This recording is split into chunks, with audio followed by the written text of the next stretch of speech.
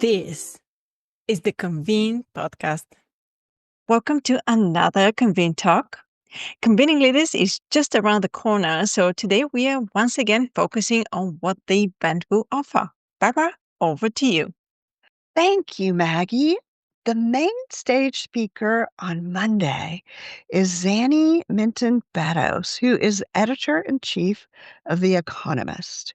And I feel like probably everyone's familiar with The Economist. Just a little background, it was founded in London in 1843. It's a global magazine. It began as kind of finance journalism, but now it covers all aspects of our shared life. And Minton is the first female editor in chief, and she was, in fact, an economist. She worked at the International Monetary Fund early in her career, and then she began covering emerging markets in Africa and Central and Eastern Europe was her first post at The Economist. And I think she is just a great choice to kind of look at the global picture, just because The Economist is not identified as a liberal or a conservative publication. They describe themselves as being part of the radical center. And they also have a very interesting way of working that's not I don't know of any US-based publication that works this way, but their articles are not signed. They don't have bylines. They work on them together. I'm sure there's exceptions to that, but I feel like so much of journalism has gone towards kind of identifying with the writers who often have very particular points of view. I feel like this is really relevant to conferences, which are really collaborative mixes of ideas. So it was fun to interview her. You can always tell a lot about people by kind of how they respond to the invitation, whether they keep you updated on whether it's going to work out. She'd set a date and she was in motion the whole time. Part of the interview was from the back of a car, then she moved to another place, and she never missed a beat. So it was kind of a little window into what her life is like heading up this global operation. I've had very similar interviews with event professionals who start off in the back of a cab on their way somewhere. So just, putting all these threads together. I worried. I talked to her on September 29th, and Kate was saying right before our call how much has happened in the world since then. So I thought, if I'm talking to her on September 29th, how much of this is going to be relevant in December or in January? And she really did take kind of a very big picture approach and focused more on strategy and mindset. So I feel like it was a real window on what her talk might be, which is called Shifting Markets, Smarter Strategy, Joining the Dots. The heart of what she had to say was that we are in the midst of three major revolutions. And she said each of which would be big enough to fill at least one chapter in our grandchildren's history books, if not two. And one is just the geopolitical shift. Since World War II, there's just been multilateral policy between nations, and it was really an order that was underpinned by the United States, and that has changed. She said that 2025 is the year that the old order ended. And these revolutions, in addition to the geopolitical shifts, economically, we are moving away from globalization and open markets. And then the third one is AI.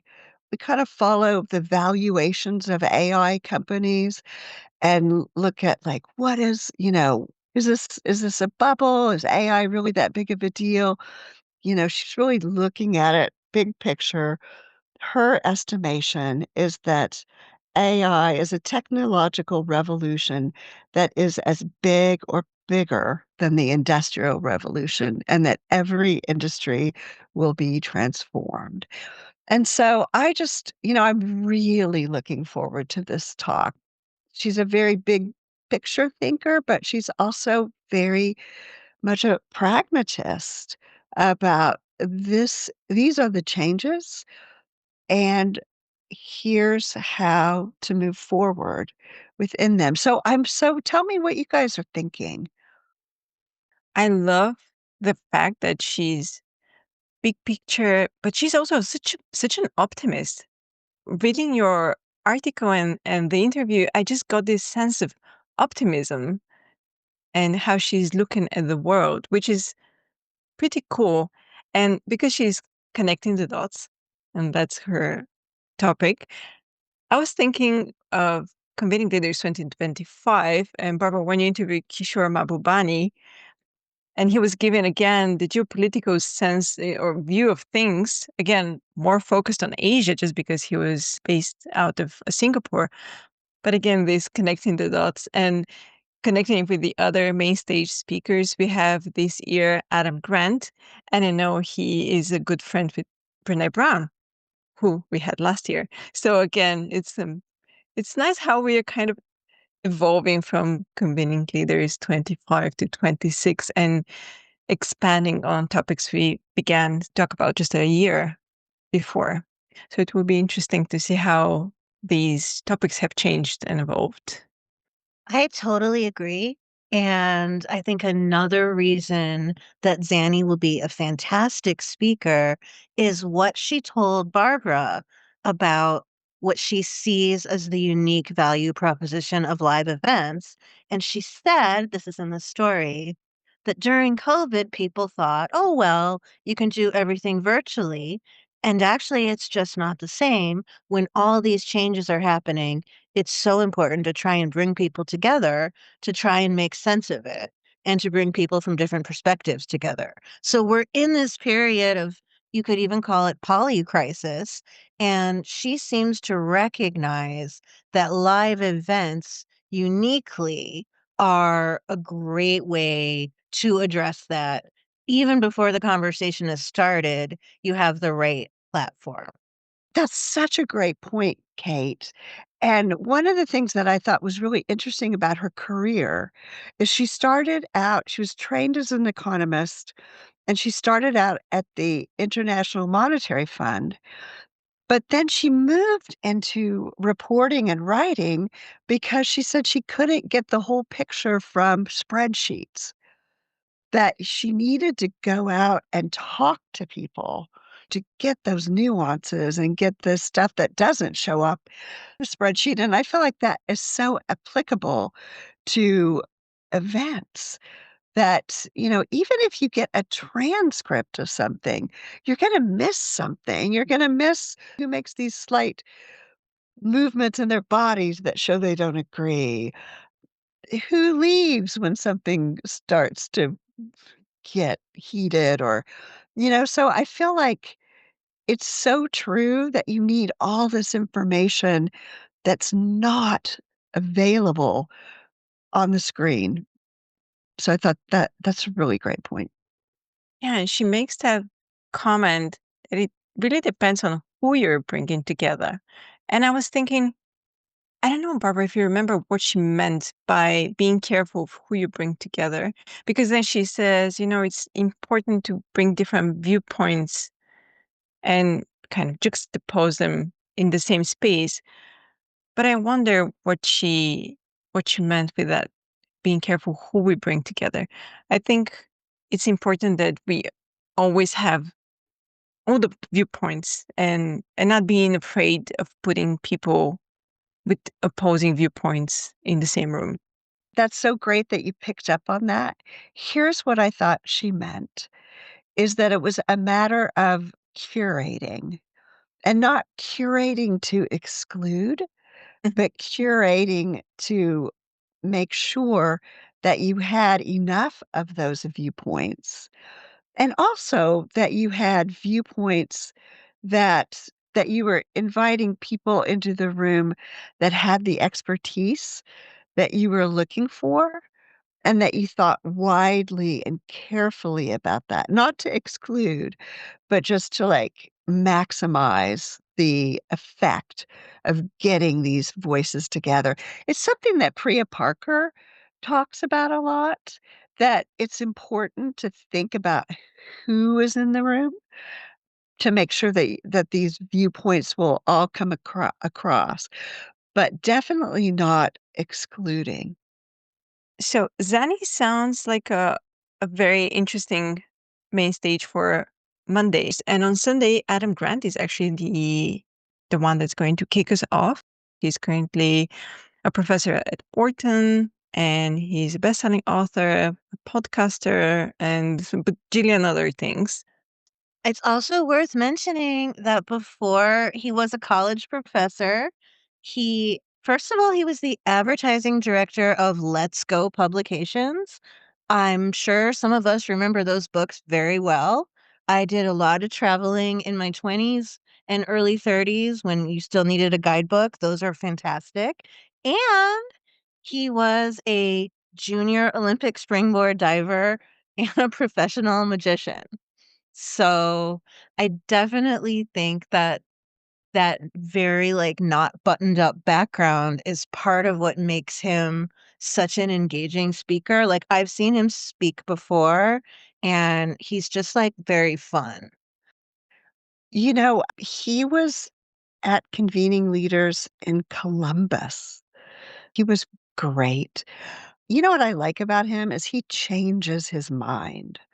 Like, he is not somebody that has picked a position and just stuck with it. I mean, he's a research professor and continually updates what he thinks about things, and he just has this incredible kind of humility. And I don't know if it's his friendship with Brené Brown that has brought this out in him, but, if you read his writing online, and his books, he's very open about his failures as a diver, just failure, in general. And I just find that kind of openness to learning and revising, and I just find it super refreshing. My friend TA'd for him at Wharton, and she has only, like, good things to say about him, and, like, she said it was such a wonderful experience, and she really enjoyed having him as a teacher, and they still email once in a while, and she loved being in his class, loved being a student. I remember his talk in Columbus, and because he is a professor that lectures, his talk was very easy to get stuff out of. Like, he's very, very practiced and skilled at thinking about, "Here's how I'm gonna transfer this knowledge and share this knowledge." So, that's always fun to see a great teacher at work. I have a very favorite podcast with him, Brené Brown, and Simon Sinek. I believe it was on Simon Sinek's podcast because all of them have podcasts, so it's kind of hard to keep track of who's going where. But it was a two-part series and was just fun. The main takeaway for me was the idea of the first pancake, how it's never really great and how important it is to start with those first drafts, first idea of a project, whatever it is. It's going to be half-baked, it's going to be not edible in a sense, but you have to start there. That's the actual beginning, and then the rest becomes okay. But that the importance of that, not being afraid of that first try, and it was really cool. If I find the link, try to put it in the show notes. What about the rest? Tabitha Brown and Trevor Noah. I mean, they're both not people that I follow or I'm aware of their work, so I really rely on your knowledge and your excitement about them because I'm just excited to learn about something new.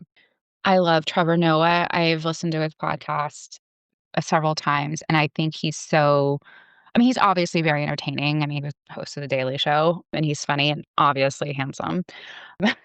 I think he's like the cutest, but he's really, really, really, really smart. I want to read his book before.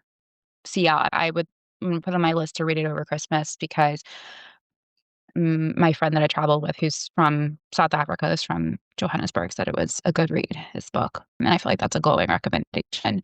I love Tabitha. I think she's hilarious. She's like big on social media, like Instagram and TikTok, and she'll just be like a hoot and a half.